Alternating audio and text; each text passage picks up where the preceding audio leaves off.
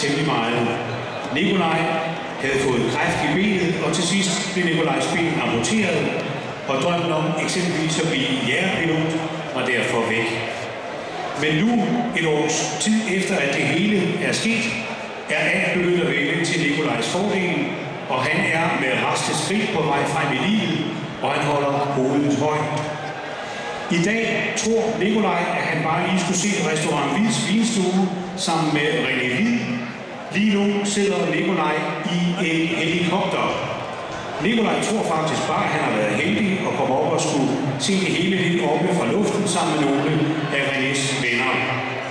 Kære publikum, om et øjeblik lander Nikolaj her på Vejle Stadion, uden at han aner noget som helst om, hvad der skal ske. I samarbejde med Ønskefonden og Realmælerne og Vejle Boldklub håber jeg, at I vil være med til at tage rigtig godt imod Nikolaj, når han nu ankommer for at få sit højeste ønske opfyldt. Lad os kigge op imod den nærmest skyfri blå himmel, og jeg håber, I vil være søde og rare og venlige og tage rigtig godt imod Nikolaj, som altså intet aner om, hvad der skal ske.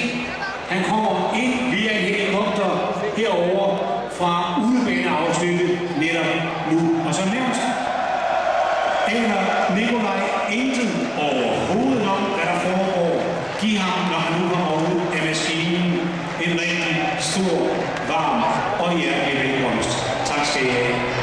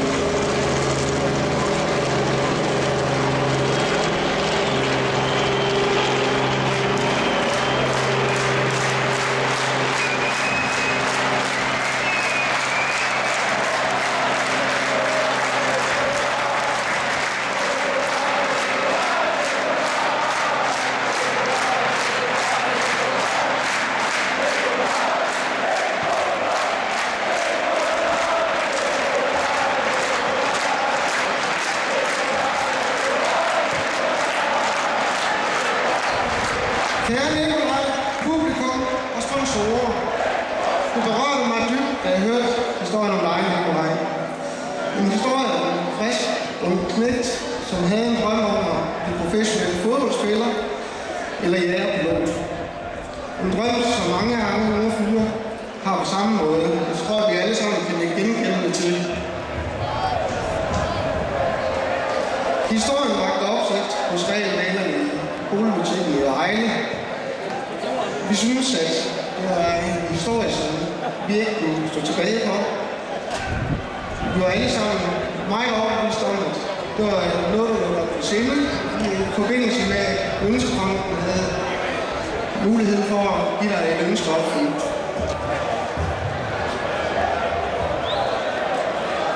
På dette grundlag tog vi hos regelmalerne i boligbutikken i Ejle initiativ til at starte dette arrangement på benene.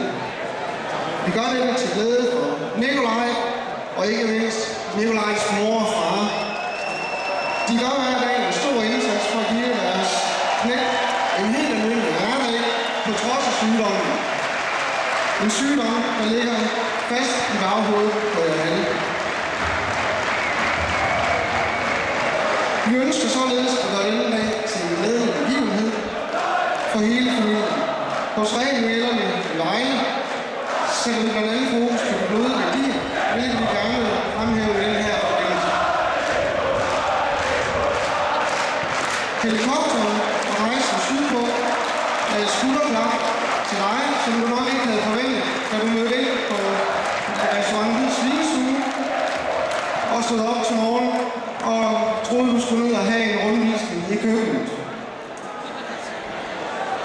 Som sagt, så er det skulderklip til dig og familien fra regelmalerne boligbutikken i Vejle, som ønsker alle godt fremover. Jeg vil gerne overrække, udover det, du har fået med helikopterturen, et rejsebevis for hele familien til Rhodos, og vi tager afsted den 26. juni. Tillykke, Nikolaj!